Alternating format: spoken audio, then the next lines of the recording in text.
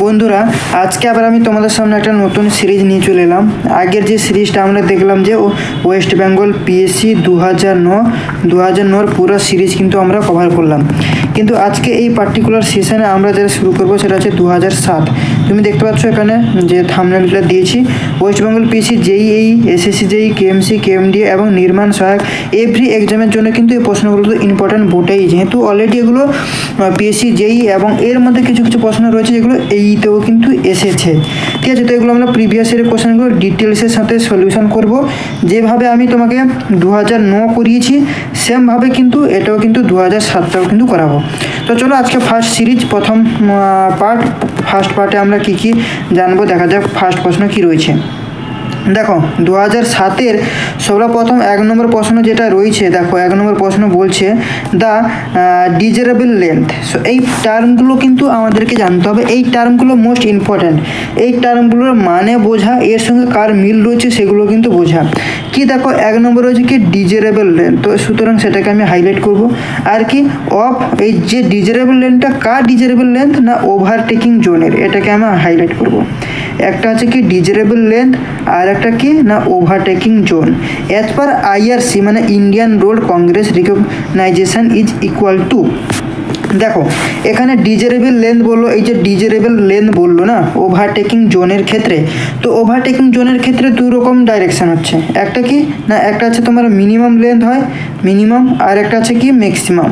এই যে ম্যাক্সিমামটাকে আমরা ডিজারেবলও কিন্তু বলা হয়, ডিজারেবল কিন্তু বলা হয়, যেটা ম্যাক্সিমাম সেটা ডিজারেবল। ঠিক আছে, তো ডিজারেবল এখানে দিয়েছে, ডিজারেবল না দিয়ে যদি ম্যাক্সিমাম বলতো তাহলে কিন্তু এই ভ্যালুটা হতো, ভ্যালুটা আমি তোমাকে বলছি। তবে মিনিমামের ক্ষেত্রে যেটা হয় তার যে ভ্যালুটা সেটা হচ্ছে কত 3 টাইমস। আমি 2009 যখন পিএসসি করাই তখন কিন্তু এইগুলো খুব ভালোভাবে কিন্তু বুঝিয়েছিলাম। আর ম্যাক্সিমাম এবং বা ডিজারেবল যেটা সেক্ষেত্রে কত হয় না 5 টাইমস। তাহলে এখানে ডিজারেবল বলেছে মানে কি 5 টাইমস হবে, যদি ম্যাক্সিমাম বলতো তাহলেও 5 টাইমস হলো। তাহলে দেখো ওভারটেকিং সাইড ডিস্টেন্স এটা তো হবে না, 2 টাইমস তো কোনো গল্পই নেই, 3 টাইমস।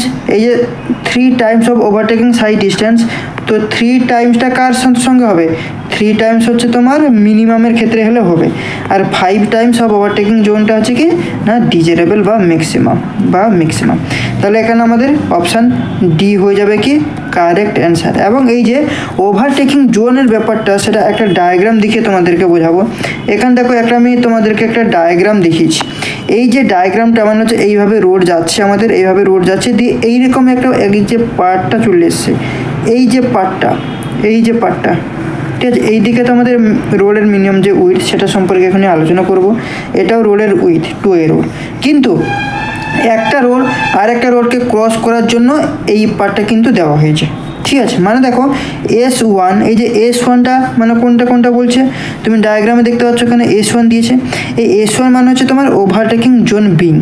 আর এই যে দেখো S2, এখানে দেখো এই যে S2, এই S2 মানে কি ইএনটা ওভারটেকিং জোন, মানে এখানে কিন্তু শেষ হয়ে যাচ্ছে, এখান থেকে তুমি আবার ক্রস করে এইভাবে কিন্তু বেরিয়ে যাচ্ছ। ঠিক আছে, এইটা হচ্ছে আমাদের ব্যাপার। এখানে দেখো 3 to 5 Times overtaking side distance, তাহলে 3 টাইম কিসের ক্ষেত্রে হচ্ছে না মিনিমাম, আর 5 টাইমস হচ্ছে কি ম্যাক্সিমাম বা ডিজারেবল। বোঝা গেল? চলো এরপরে দেখো এখানে আরও কিছু ডেটা আমি তোমাদেরকে দেবো। এই 1 নম্বর প্রশ্নে আরও কিছু ডেটা আমি তোমাদেরকে দেবো। কি ডেটা, যেমন দেখো এই যে স্টপিং সাইড ডিস্টেন্স, এত গেল ওভারটেকিং জোনের ক্ষেত্রে, কিন্তু সেই যে স্টপিং সাইড ডিস্টেন্সের ক্ষেত্রে কিছু তোমাকে এখানে ভ্যালু জানতে হবে। কি ভ্যালু, দেখো স্টপিং সাইড ডিস্টেন্সের ক্ষেত্রে ভ্যালু বলার আগে আমি রোডের উইথের কথা যদি বলি, তাহলে সিঙ্গেল রেল যে রোড রয়েছে, এখানে আমি লিখে দিচ্ছি সিঙ্গেল লেন রোড। এই সিঙ্গেল লেন রোডের উইথ কত হয় না সেটা হচ্ছে 3.75 মিটার। কিন্তু two way road with raised kerb সেক্ষেত্রে কত হয় না সেক্ষেত্রে হচ্ছে তোমার 7.5 মিটার। প্রথম এটা হচ্ছে 1 নম্বর, এটা হচ্ছে 2 নম্বর। দেখো সিঙ্গেল লেন রোডের ক্ষেত্রে উইথ হচ্ছে 3.75 metre, 2A road with resist কার্ভের ক্ষেত্রে মানে কীরকম, মানে এইভাবে তো রোড যাচ্ছে, রোড মাঝখানে দেখো এইভাবে কিন্তু রোডটা আলাদা হয়ে যায়, মানে এইটা একটা রোড মাঝখানে দেখবে একটা রেজিস্ট থাকে। ঠিক আছে। সেসবের ক্ষেত্রে এই যে উইথটা হবে কত 7.5 মিটার, কিন্তু সিঙ্গেল লেনের ক্ষেত্রে শুধুমাত্র এইটা যদি হয় তাহলে 3.75 মিটার। মাল্টি যদি হয় অনেকগুলো এরকম যদি হয় তাহলে সেক্ষেত্রে আলাদা আছে, বলবো একটু পরে, ঠিক আছে। দ্বিতীয় গেল। তৃতীয় নম্বর যেটা আমি বলবো, তৃতীয় নম্বর হচ্ছে টু ওয়ে রোড হবে কিন্তু উইদাউট রেজিস্ট কার। কি two way road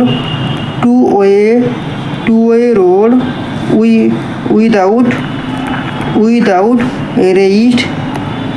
resist kerb, সেক্ষেত্রে যে ভ্যালুটা হবে সেটা হচ্ছে 7.0 মিটার। মানে এই ছিল রোড, এটা কিন্তু টু ওয়ে রোড এরকম, কিন্তু এর মাঝখানে কিন্তু কোনো রেজিস্ট না থাকবে না, তার এর যে ভ্যালু হবে কত 7.0 মিটার। আর 4 নম্বর হচ্ছে ইন্টারমিডিয়েট রোড। কি ইন্টারমিডিয়েট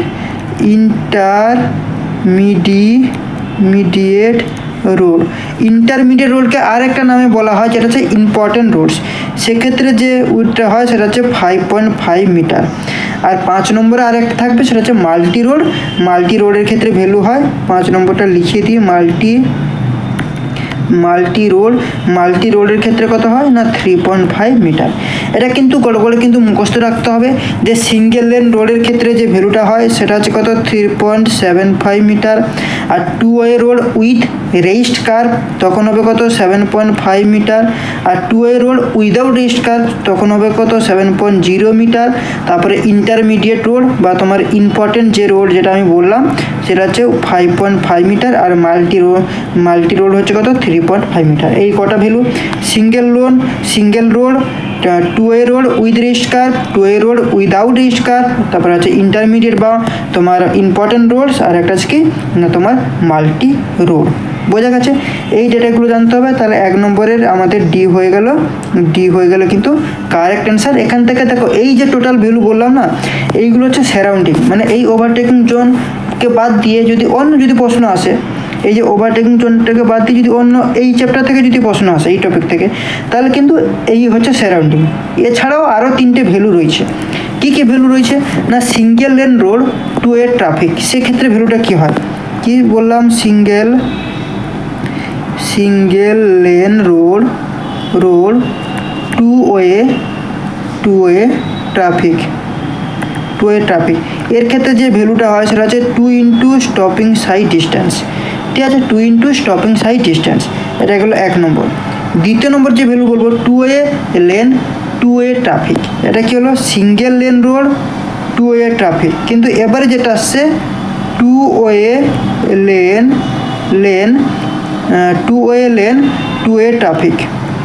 ওয়ে ট্রাফিক TRAFFIC। তাহলে এক্ষেত্রে যেটা হবে সেটা হচ্ছে কি না 1 ইন্টু স্টপিং সাইড ডিস্টেন্স, এই দুটো মনে রাখতে হবে। Single lane road two way ট্রাফিকের ক্ষেত্রে 2 into stopping sight distance, two way ট্রাফিকের ক্ষেত্রে 1 ইন্টু স্টপিং সাইড ডিস্টেন্স। আর একটা 3 নম্বরে যেটা রয়েছে এটা হচ্ছে ইন্টারমিডিয়েট সাইড ডিস্টেন্সের ক্ষেত্রে কত হয় না 2 ইন্টু স্টপিং সাইড ডিস্টেন্স, এটা হচ্ছে ইন্টারমিডিয়েট। ঠিক আছে, তো এই 3টে ফর্মুলা কিন্তু তোমাদেরকে এখানে জানতে হবে। তাহলে এই যে দেখো এই যে টোটাল একটা আমি ডিজারেবল লেন্থ আর কি পেলাম ওভারটেকিং জোন কিসের ক্ষেত্রে ইন্ডিয়ান কংগ্রেস রিকগনাইজ করছে কার সঙ্গে ইকুয়াল হবে, এটা তো 5 টাইমস বুঝে গেলাম। কিন্তু এই প্রশ্নটা তো আর তো কমন আসবে না, এইটা হুবহু কিন্তু আর পরীক্ষায় তুলে দেবে না। তাহলে এর চারপাশ থেকে যত রকম প্রশ্ন হয় সেগুলো আমরা যদি জেনে নিই তাহলে কিন্তু সেখান থেকে আমরা প্রশ্ন কিন্তু পেয়ে যাব। তো এই যে টোটাল আমি এই যে সারাউন্ডিংয়ের উপর থেকে যে ডোমেনগুলো বলে দিলাম, যে প্রশ্নগুলো, এইগুলো থেকে তোমরা কিন্তু প্রশ্ন 100% কিন্তু পাবে। অ্যাকচুয়ালি পরীক্ষায় প্রিপারেশনের জন্য তুমি সেটা পিএসসি যেই বলো, এই বলো, নির্মাণ সহায়ক বলো, কেএমসি বলো, কেএমডি বলো, এসএসসি যেই বলো, এইভাবে যদি পড়াশোনা করা যায় তাহলে কিন্তু চাকরি পাওয়া কিন্তু সুনিশ্চিত, কেউ আটকাতে পারবে না। এগুলো মাথায় ধরে পরীক্ষা হল পর্যন্ত নিয়ে যেতে হবে, কারণ ওখানে তো তোমাকে নামাতে হবে, কোনো টিচার কোনো নোটস কিন্তু তোমাকে সাপোর্ট করতে পারবে না। ওখানে তোমার মাথায় যে কটা থাকবে, মাথা যদি নিয়ে যেতে পারো পরীক্ষা হল পর্যন্ত তাহলেই রিটিন ক্লিয়ার তো 100% হয়ে যাবে। ঠিক আছে। তো এটা হাইওয়ে বইয়ের কোথায় কোথায় তুমি পাবে এই প্রশ্নগুলো? দেখো গুপ্তা বইয়ের তুমি 16 নম্বর প্রশ্ন পাবে, এই প্রশ্নটা রয়েছে। ঠিক আছে, 16 নম্বর। এ রিলেটেড আরও যে প্রশ্নগুলো রয়েছে না, 16 নম্বর তুমি একবার প্র্যাকটিস করে নিতে পারো। 12 নম্বর প্রশ্নটা, তারপরে হচ্ছে তোমার 200 নম্বর প্রশ্ন কিন্তু এই রিলেটেড কিন্তু প্রশ্ন রয়েছে, তোমাকে আমি বলে দিলাম। চলো এরপরে আমরা যাব দ্বিতীয় নম্বর প্রশ্নের দিকে যাব। দ্বিতীয় নম্বর প্রশ্ন কি বলছে দেখো, দ্বিতীয় নম্বর প্রশ্ন যেটা বলছে সয়েল থেকে প্রশ্ন দিয়েছে। A soil has bulk density of 22 kilonewton per m cube and water content বলে দিয়েছে 10%। তাহলে ড্রাই ডেন্সিটি অফ সয়েল কত হবে? ঠিক আছে, ড্রাই ডেন্সিটি অফ সয়েল কত হবে? দেখো এই প্রশ্নটা ক্যালকুলেশন করার আগে আমি তোমাকে এখানে 4টে ফর্মুলা কিন্তু বলে দেবো। কী কী ফর্মুলা বলবো দেখো, সর্বপ্রথম 1 নম্বর যে ফর্মুলাটা আমি বলবো, 1 নম্বর ফর্মুলা সেটা দেখো n = E/1 + E। এটা আমরা জানি 1 নম্বর ফর্মুলা। এই ফর্মুলা থেকে আমি আর 2 নম্বর ফর্মুলাটা কিন্তু সলিউশন করে নেব। কীভাবে সলিউশন করব না, দেখো এইটাকে আমি যদি করে দিই n + ne = E, ঠিক আছে, তাহলে এখান থেকে আমি কি পেয়ে যাচ্ছি, ই যদি কমন নিয়ে নিই তাহলে 1 - n = n এটা আসছে। তাহলে এইটা যদি হয় তাহলে এখান থেকে ই যদি আমি বের করে নিই তাহলে কি আসছে, n 1 - n। এটা কত নম্বর? 2 নম্বর ফর্মুলা কিন্তু আমরা পেয়ে গেলাম। এটা ছিল 1 নম্বর ফর্মুলা। এই 1 নম্বর ফর্মুলা থেকে কিন্তু আমি দ্বিতীয় নম্বর ফর্মুলা কিন্তু এইটা আমি পেয়ে গেলাম যে E = n/1 - n। দ্বিতীয় নম্বর ফর্মুলা পেয়ে গেলাম। 3 নম্বর ফর্মুলা যেটা, সেটা হচ্ছে দেখো Gm = ESR। এটা হচ্ছে 3 নম্বর ফর্মুলা। এটা হচ্ছে মনে রাখার ক্যাপাসিটি। ঠিক আছে, ESR।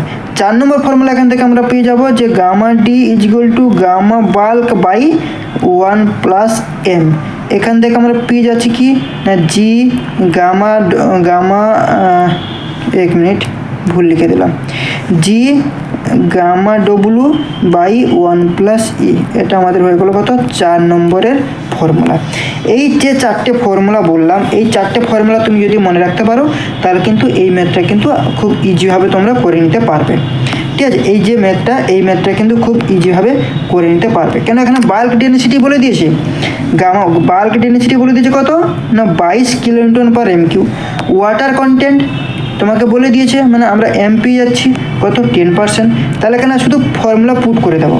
তাহলে দেখো এখানে গামা বাল্ক বলে দিল কত, 22 কিলোনিউটন পার এমকিউ, আর এম বলে দিল কত, 10%। তাহলে গামা ডি = আমরা কি করব না 22 + 1 + 10/100, যেহেতু পার্সেন্টেজ রয়েছে মানে এটাকে আমি 10/100ও লিখতে পারি পার্সেন্ট তুলতে গেলে। তাহলে এইটাকে যদি সলিউশন করি তাহলে আসবে কত, 20 kilonewton per MQ. 20 kilonewton per MQ অপশানে রয়েছে কি, দেখো 18 তো হবে না, বিটা হয়ে যাবে, সি হবে না, ডি হলো না, তাহলে বি। তাহলে বি হয়ে যাবে আমাদের কারেক্ট অ্যান্সার। এই রিলেটেড প্রশ্ন কিন্তু এই 20 নম্বর প্রশ্নতে রয়েছে, বা এই যে 2 নম্বর প্রশ্নের সঙ্গে রিলেটেড যেসব প্রশ্নগুলো এসছে পরীক্ষায় সেগুলো তোমাকে আমি বলে দিচ্ছি। 2009 WBPSC JEE 2009-এর 86 নম্বর প্রশ্ন এই রিলেটেড, 25 নম্বর প্রশ্নটা এই রিলেটেড। ঠিক আছে, তো ওই দুটো প্রশ্ন কিন্তু তোমরা 2009-এর এই যে 2007-এর 2 নম্বর প্রশ্নটা যখন করবে তখন 2009-এর 86 আর 25 এই দুটো প্রশ্নটাও কিন্তু প্র্যাকটিস করে নেবে। অলরেডি কিন্তু সলিউশন আমার চ্যানেলে রয়েছে, কেননা 2009-এর পুরোটা 1 থেকে 100টা প্রশ্নই কিন্তু আমি পুরো ডিপলি এইভাবে ডোমেন ধরিয়ে সারাউন্ডিং ধরে কিন্তু খুব ভালোভাবে করে কিন্তু আলোচনা কিন্তু করা রয়েছে। ঠিক আছে, চলো এরপরে আমরা যাব 3 নম্বর প্রশ্নের দিকে। আমি যাব 3 নম্বর প্রশ্ন কি বলছে দেখো। 3 নম্বর প্রশ্ন বলছে scale use for preparing site plan of bridge. Site plan প্রিপেয়ারিংয়ের জন্য আমরা যে স্কেলটা ইউজ করছি সেই স্কেলটা কত, 1 centimetre to 100 metre, 1 centimetre to 10 metre, option A option B দুটোই হবে না, 1 centimetre to 500 metre, 1 centimetre to 1000 metre. তো ডি তো হবেই না। তো এই যে 1 সেন্টিমিটার টু 500 মিটার, কনফিউশন হওয়ার দরকার নেই।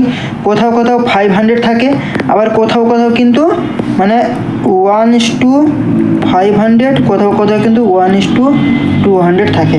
যদি 1:200 থাকে তাহলে 1:200 দেবে, যদি 1:500 থাকে তাহলে 1:500 কিন্তু ক্লিক করতে হবে। তাহলে আমাদের এখানে 1 সেন্টিমিটার টু 500 মিটার, তাহলে অপশান সি হয়ে যাবে কি আমাদের কারেক্ট অ্যান্সার। এই যে 1 সেন্টিমিটার টু 500 মিটার বা 1 সেন্টিমিটার টু যদি তোমাকে বলে 200 মিটার, দুটোই কিন্তু সঠিক। যেহেতু এখানে 1 সেন্টিমিটার টু 500 মিটার বলেছে, তাই আমরা কিন্তু এইটা করলাম। যদি 200 থাকতো তাহলে এইটাই করতাম। ঠিক আছে, এই হচ্ছে ব্যাপার। চলো এরপরে আমরা 4 নম্বর প্রশ্নের দিকে যাব। 4 নম্বর প্রশ্ন কি বলে? 4 নম্বর প্রশ্নটা বলছে দেখো, the process adding water, the process adding water. প্রসেসটা জিজ্ঞেস করছে, কি প্রসেস? না এডিং ওয়াটার, জলটা অ্যাড করাচ্ছে। কার সঙ্গে? To lime to convert a hydrated lime is known as. Hydrated লাইমে কনভার্ট করার জন্য আমরা জলটা অ্যাড করছি লাইমের সঙ্গে। এই যে কনভার্সনের যে প্রসেসটা, সেই প্রসেসটাকে আমরা কি বলবো? দেখো ডেফিনেটলি সেটাকে তো আমরা তো স্ল্যাকিংই বলি, কিন্তু এখানে আমরা হাইড্রেশন কী জিনিস, ঠিক আছে, ক্যালসিনেশন কী জিনিস, এগুলো সম্পর্কে কিন্তু আমরা একটু পড়ে নেব। তাহলে সর্বপ্রথম আমি তোমাকে বলবো ক্যালসিনেশন। এই যে ক্যালসিনেশন জিনিসটা কি? ক্যালসিনেশন হচ্ছে কিছু ধরে আমরা চুনা পাথর নিলাম। এই যে চুনা পাথর আমরা নিলাম, চুনা পাথরকে আমরা হিট করব। কতক্ষণ হিট করব? না যতক্ষণ চুনা পাথরটা লাল না হচ্ছে, যতক্ষণ লাল না হচ্ছে ততক্ষণ পর্যন্ত কিন্তু আমরা হিট করে যাব। ঠিক আছে, এবং এই যে হিট করা হবে এটা কিন্তু এয়ারের প্রেজেন্টে হিট করতে হবে। এই যে প্রসেস, এই প্রসেসটাকে আমরা কি বলছি? ক্যালসিনেশন। এইটাকে যদি ক্যালসিনেশন বলা হয় তাহলে তার উল্টোটা কি হয়ে যাবে? হাইড্রোলিসিটি। ঠিক আছে, হাইড্রোলিসিটি কী জিনিস? দেখো হাইড্রোলিসিটি যেটাকে বলে হাইড্রোলিসিটি হয়ে যাচ্ছে কি না, চুনকে যদি আমরা এয়ারের অনুপস্থিতিতে কোনো ড্যাম বা স্যাঁতস্যাঁতে জায়গায় যদি ফেলে দেওয়া হয় তাহলে চুনটা কি হবে? ডেফিনেটলি জমে যাবে, যেহেতু স্যাঁতস্যাঁতে জায়গা। হ্যাঁ, তো এই প্রপার্টিটাকে বলা আছে কি হাইড্রোলিসিটি। বোঝা গেছে? আর একটা রয়েছে যেটা আমরা জানবো যে কুইক লাইম, এটাকেও কিন্তু আমাকে জানতে হবে। কুইক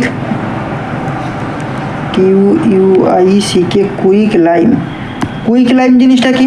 কুইক লাইম হচ্ছে তোমার যে পিওর লাইমকে নিয়ে যদি আমরা ক্যালসিনেশন যদি করা হয়, যে ক্যালসিনেশন করে যে প্রোডাক্ট তৈরি হচ্ছে সেটাকেই বলা আছে কুইক লাইম। মানে পিওর লাইমকে নিয়ে ক্যালসিনেশন করে যে প্রোডাক্ট তৈরি হলো, সেই প্রোডাক্টটাকে আমরা কি বলছি? Quick lime. যার সংকেত কি? যার সংকেত আমরা CaO আমরা জানি। আর স্ল্যাকিং কি? এই যে স্ল্যাকিং, যেটা আমাদের অপশান বি হলো কারেক্ট অ্যান্সার।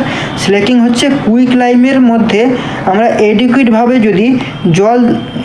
আমরা জল দেবো, তখন কিছু তোমার কেমিক্যাল রিয়েকশান হবে। এই যে কেমিক্যাল রিয়েকশানের যে প্রসেসটা হচ্ছে, এই প্রসেসটাকে বলা হচ্ছে স্ল্যাকিং।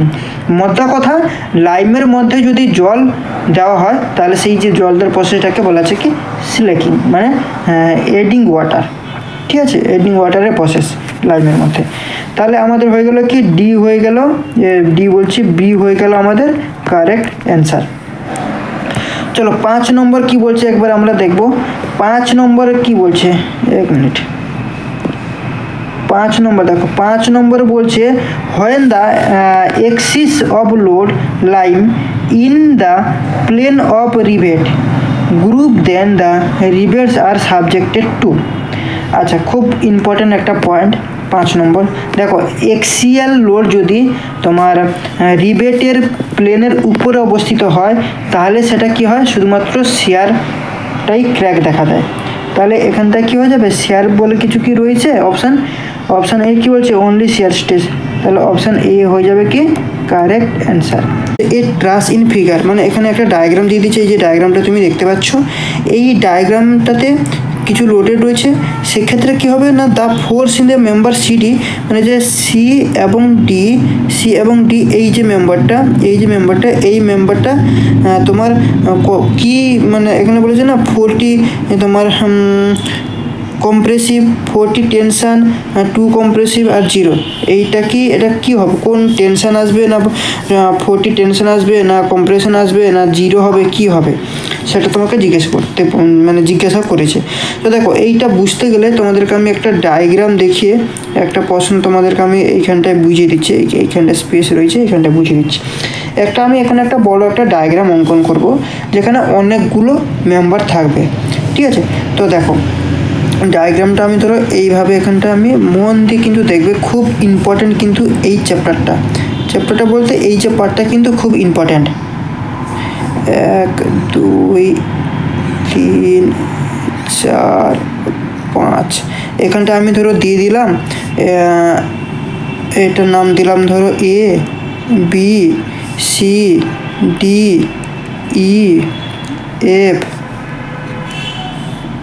ই F G H I J, এবং এখানে একটা দিয়ে দিলাম ধরো কে। এটা ধরো আমি এইরকম দিলাম, ঠিক আছে।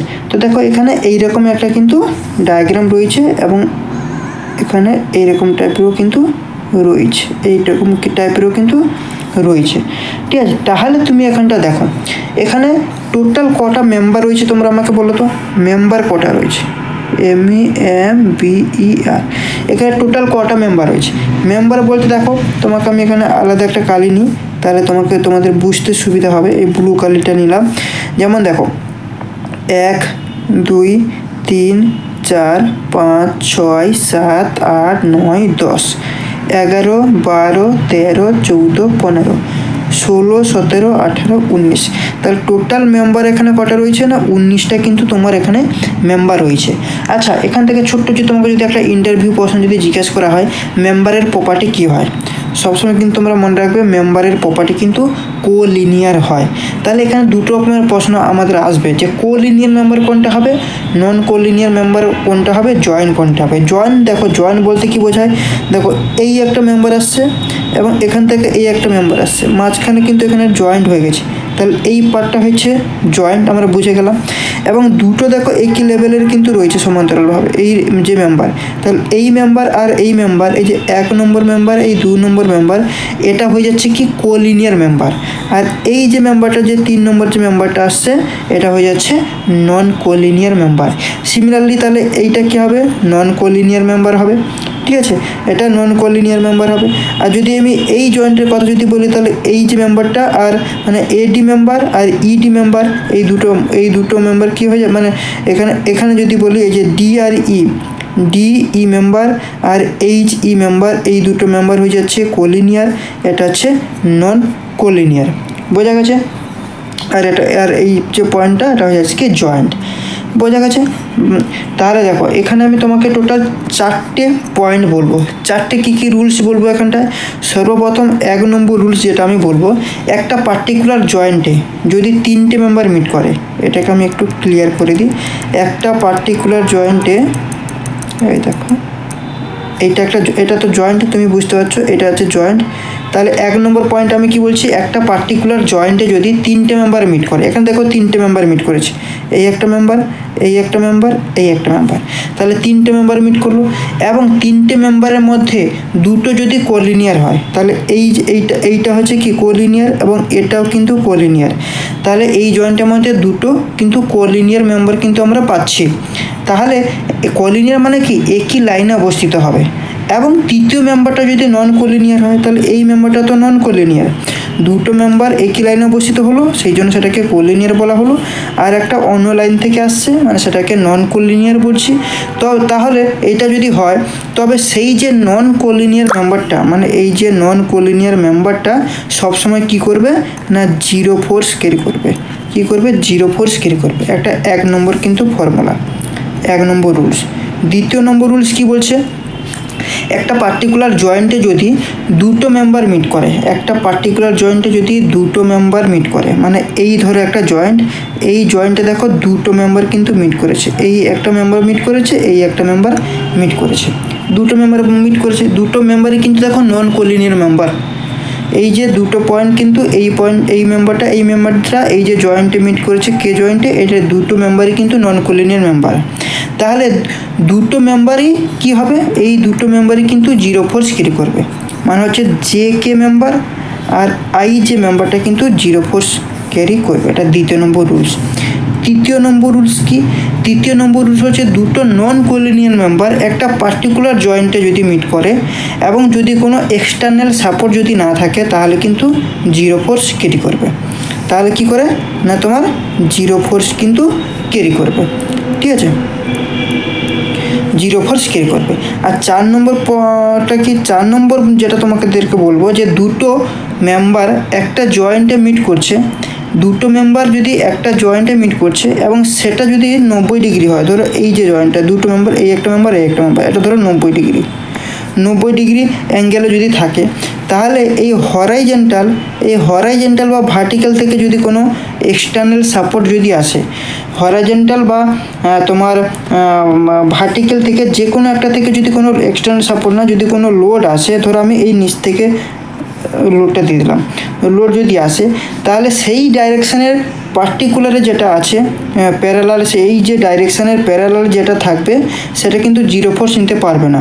তাহলে কোনটা জিরো ফোর্স নেবে না, এখানে দেখো এডি যে মেম্বারটা রয়েছে না, মানে এই এ এবং ডি যে মেম্বার, এই মেম্বারটা কিন্তু আমাদের জিরো ফোর্স কিন্তু ক্যারি করবে। বোঝা গেছে? তো তাহলে তুমি দেখো এই ডায়াগ্রামে আমি 4টে রুলস তোমাকে ক্লিয়ার করে বুঝিয়ে দিলাম। তাহলে তুমি এই যে ডায়াগ্রামটা দিয়েছে এই ডায়াগ্রামটা থেকে তুমি কিন্তু বুঝে যাবে। এখানে কি বলছে, এডি সিডি বলে দিয়েছে, এই যে সি এবং ডি মেম্বারটা, এই মেম্বারটা হচ্ছে কি নন কোলিনিয়ার মেম্বার, তাই না? আর এই যে মানে এডি আর বিডি বলো বা ডিবি বলো, এই দুটো হয়ে যাচ্ছে কি আমাদের কোলিনিয়ার মেম্বার।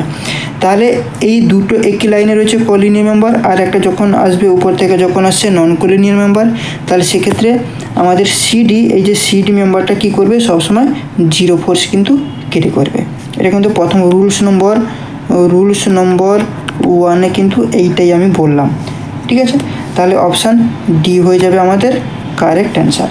চলো এরপরে আমরা যাব 7 নম্বর প্রশ্নের দিকে যাব।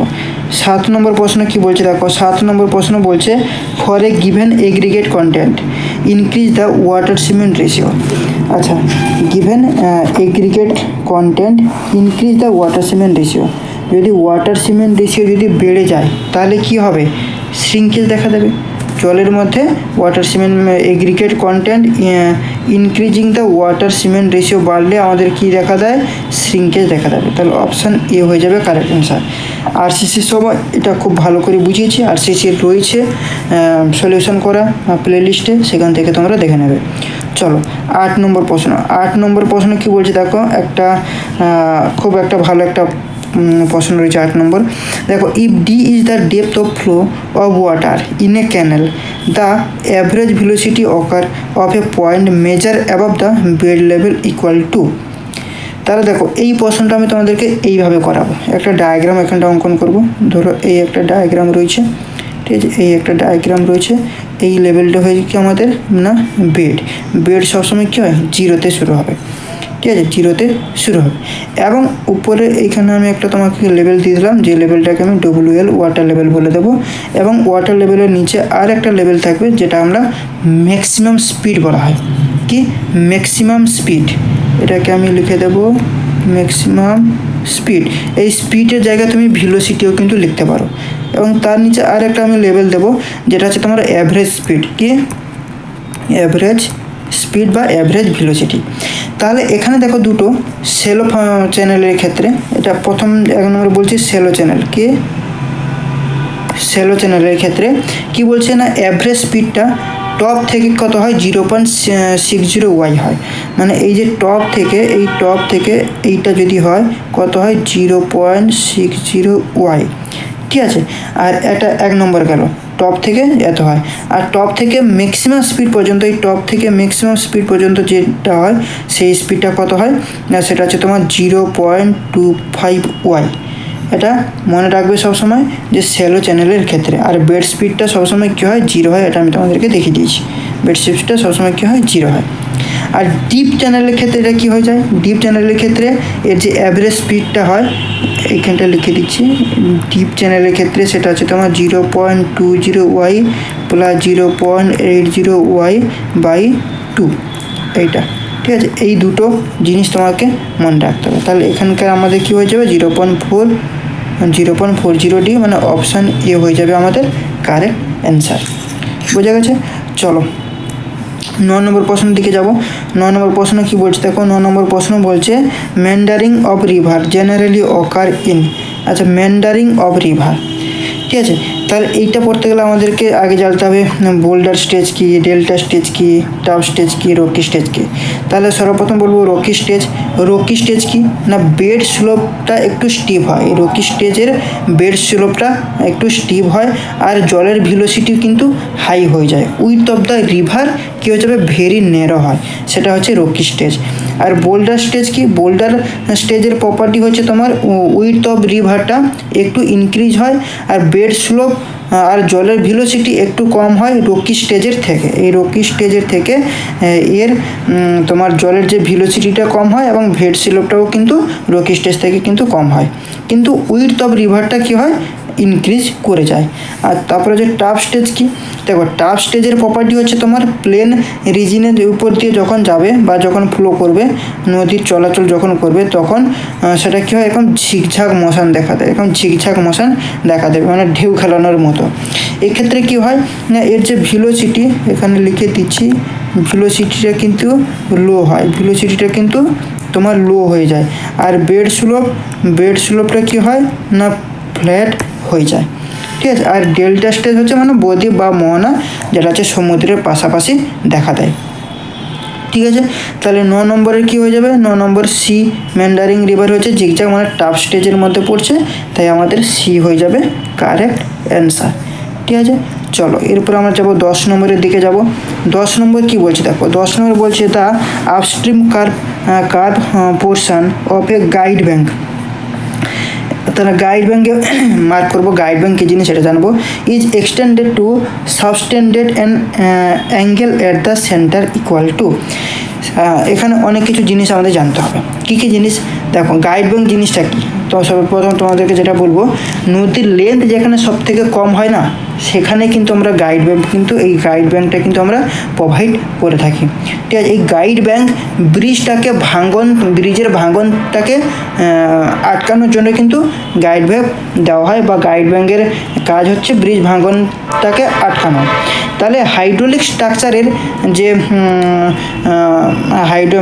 হাইড্রোলিক স্ট্রাকচারটাকে কী করছে না, প্রোটেক্ট করাটাই হচ্ছে আমাদের গাইড ব্যাঙ্কের কাজ, মানে মূল কাজ বা মূল উদ্দেশ্য। এই গাইড ব্যাঙ্কের নদীর লেন্থটা কত হয়, এই যে গাইড ব্যাঙ্কের নদীর যে লেন্থ, এই লেন্থটা কত হয়, সেটা হচ্ছে 4.75 √/কিউ, যেখানে কিউ হয়ে যাচ্ছে কি না ডিসচার্জ, কিউ হচ্ছে ডিসচার্জ। ঠিক আছে, মানে অ্যাপ্রক্সিমেট যে লেন্থটা হয় 4.75 √/কিউ, যেখানে কিউ হয়ে যাচ্ছে, কিউ মানে হচ্ছে নদীর ডিসচার্জ। ঠিক আছে, এই যে গাইড ব্যাঙ্কের আপস্ট্রিম কিছু অ্যাঙ্গেল রয়েছে, কি বললাম, আপস্ট্রিম অ্যাঙ্গেল। ঠিক আছে, এই যে আপস্ট্রিম বলে দিয়েছে, এই যে আপস্ট্রিম অ্যাঙ্গেলটা কত হয় না 120 ডিগ্রি থেকে 140 ডিগ্রি এর মধ্যে কিন্তু ভেরি করে। আর ডাউন স্ট্রিমটা কত না, ডাউন স্ট্রিমটা হয়ে যাচ্ছে তোমার 45 ডিগ্রি থেকে 60 ডিগ্রি এর মধ্যে কিন্তু ভেরি করে। তাহলে এখানে একটা তোমাকে ডায়াগ্রাম যদি বলি যে গাইড ব্যাঙ্কটা ঠিক এইরকম টাইপের একটা দেখা দেয়, এরকম টাইপের হয়, মানে এখানে এইভাবে যাচ্ছে, এইটা ধরো নদী যাচ্ছে, এই সাইডেও এরকম গাইড ব্যাঙ্ক রয়েছে। ঠিক আছে, গাইড ব্যাঙ্ক রয়েছে। তাহলে এখানটা দেখো, এই যে লেন্থটা, এই লেন্থটা কত হয়ে যাবে, এই লেন্থটা হচ্ছে 4.75 √/কিউ। ঠিক আছে, এবং আপস্ট্রিম যে অ্যাঙ্গেলটা, এই অ্যাঙ্গেলটা কত বললাম, 120 থেকে 140 ডিগ্রি, এটা হচ্ছে আপ। আর ডাউনের ক্ষেত্রে কত হচ্ছে, ডাউনের ক্ষেত্রে এই যে ডাউনের ক্ষেত্রে যে অ্যাঙ্গেলটা, সেটা হচ্ছে তোমার 45 থেকে 60 ডিগ্রি এর মধ্যে কিন্তু ভেরি করছে। এই ডায়াগ্রামটা থেকে তোমরা মনে রাখবে।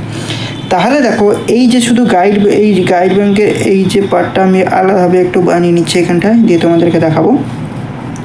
উপরেটা কি হচ্ছে আপ আর নিচে হয়ে যাচ্ছে কি ডাউন।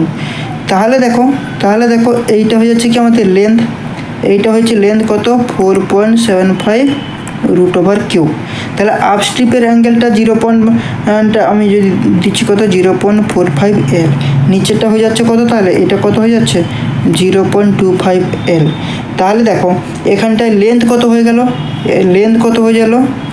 লেন্থ হলো 0.45 L, তাই না? এবং অ্যাঙ্গেল কত হলো, অ্যাঙ্গেল হলো তোমার 120 থেকে অ্যাঙ্গেলটা হয়ে গেল কত তোমার এখানে 120 থেকে 140 ডিগ্রি, মানে আপস্ট্রিমের ক্ষেত্রে। আর ডাউন স্ট্রিমের ক্ষেত্রে কত হয়ে যাচ্ছে, ডাউন স্ট্রিমের ক্ষেত্রে লেন্থ হয়ে যাচ্ছে তোমার 0.25 L, আর সেখানে তোমার অ্যাঙ্গেল হচ্ছে কত 45 থেকে 60। ঠিক আছে, এইরকমভাবে কিন্তু ঘুরিয়ে পিঁচিয়ে কিন্তু তোমাদেরকে প্রশ্ন দিতে পারে। ঠিক আছে, চলো তাহলে এখানে কোনটা হবে, এখন তোমার আপস্ট্রিম বলে দিয়েছে। বলো আপস্ট্রিমের ক্ষেত্রে কি হয়, আপস্ট্রিম থেকে হচ্ছে কত বললাম 120 থেকে 140, তাহলে কোনটা হবে 120, মানে ডি হয়ে যাবে আমাদের কারেক্ট অ্যান্সার। ঠিক আছে, তো এই ধরনের কন্টেন্ট পাওয়ার জন্য চ্যানেলটাকে সাবস্ক্রাইব করো, লাইক করো, বন্ধু বান্ধবের সাথে বেশি বেশি করে শেয়ার করো। ঠিক আছে, তো চলো।